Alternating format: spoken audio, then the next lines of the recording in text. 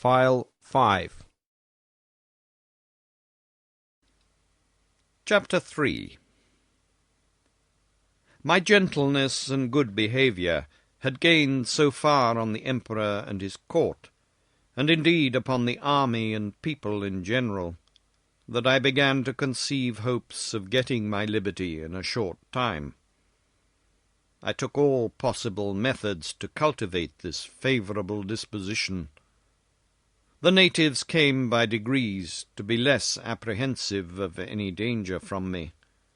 I would sometimes lie down and let 5 or 6 of them dance on my hand, and at last the boys and girls would venture to come and play at hide-and-seek in my hair. I had now made a good progress in understanding and speaking their language.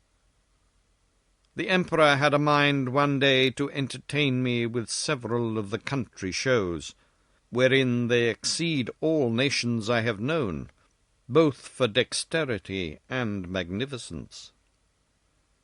I was diverted with none so much as that of the rope dancers, performed upon a slender white thread, extended about 2 foot, and 12 inches from the ground, upon which I shall desire liberty, with the reader's patience, to enlarge a little.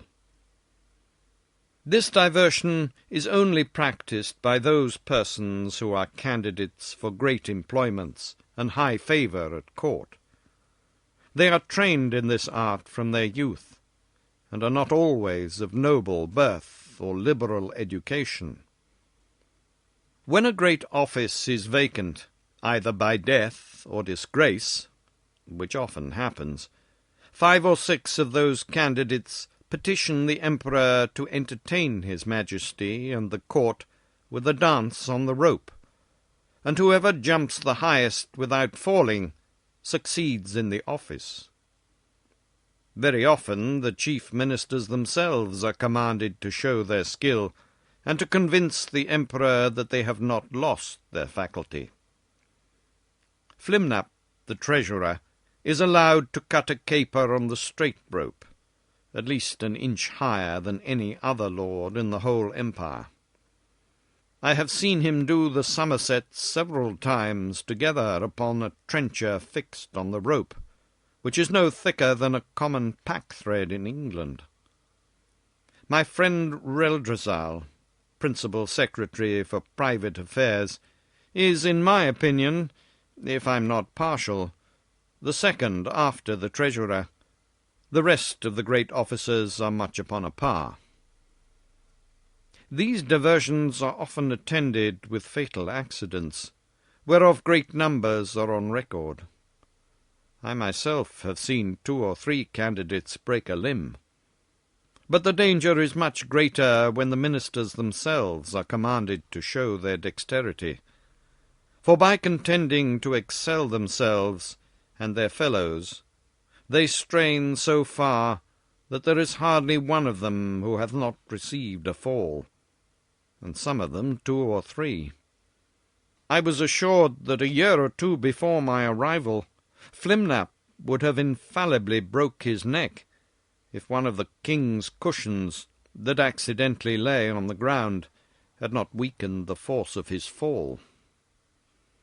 There is likewise another diversion, which is only shown before the Emperor and Empress and First Minister upon particular occasions. The Emperor lays on the table 3 fine silken threads of 6 inches long. One is blue, the other red, and the third green. These threads are proposed as prizes for those persons whom the Emperor hath a mind to distinguish by a particular mark of his favour. The ceremony is performed in His Majesty's great chamber of state, where the candidates are to undergo a trial of dexterity very different from the former, and such as I have not observed the least resemblance of in any other country of the old or the new world.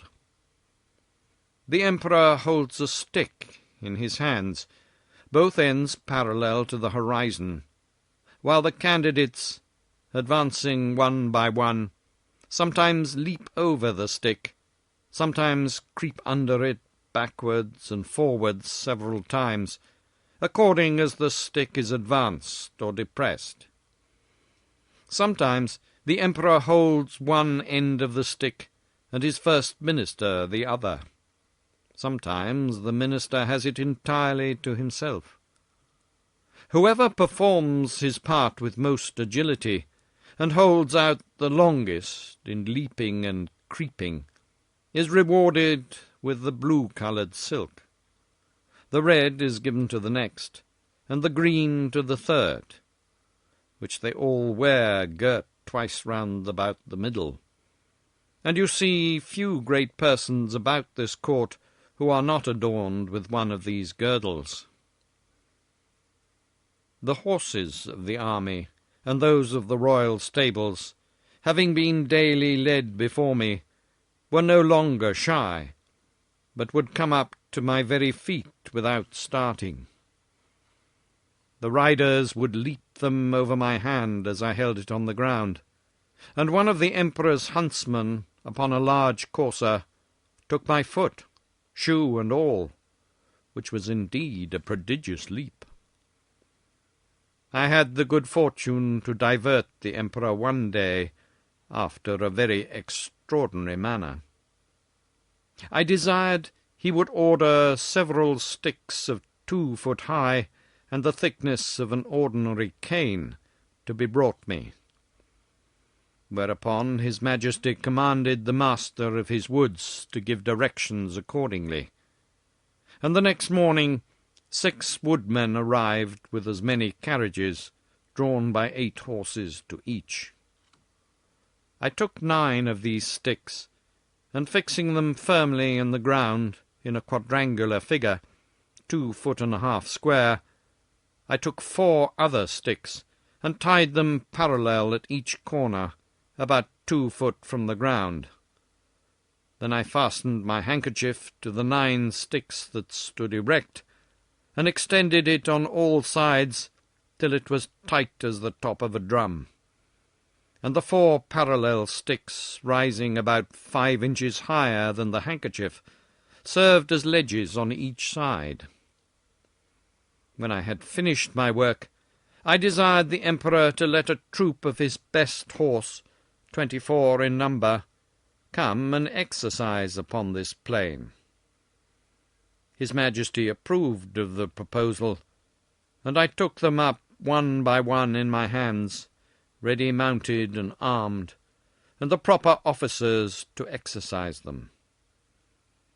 As soon as they got into order, they divided into 2 parties, performed mock skirmishes, discharged blunt arrows, drew their swords, fled and pursued, attacked and retired, and, in short, discovered the best military discipline I ever beheld.